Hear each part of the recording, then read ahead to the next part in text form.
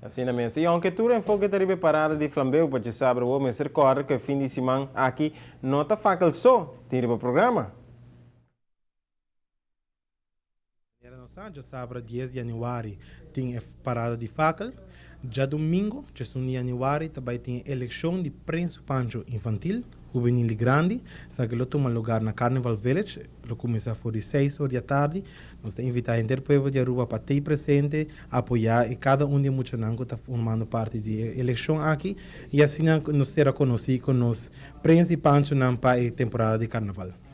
Tem algum gente que inscrever acaba ou inscrição está abrindo ainda? Conta-nos um pouquinho. A inscrição atualmente está aberta.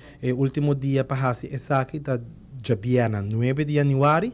Nós ainda estamos quer formar parte, estamos ainda engana para seguir, para vir para Prensa Pancho, lo pode inscrever já 9 de januário na oficina de SMACMES. Você tem algum gente que inscrever acaba sim? Sim, tem algum pareja que já inscrevi desde infantil, juvenil e grande.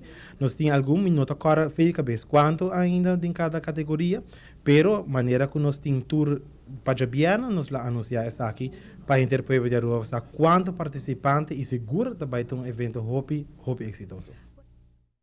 Mas não interessar ainda por inscrever, por passar livremente na LG Smith Boulevard, 56, net banda de CMB Boulevard, mas nós acabamos de mencionar, tem um mall onde a baby quer estar situada. E oficina full para trás, em Namo por aí. Para mais informação também por chamar na 592-8792, ou na página de Facebook/SMAC.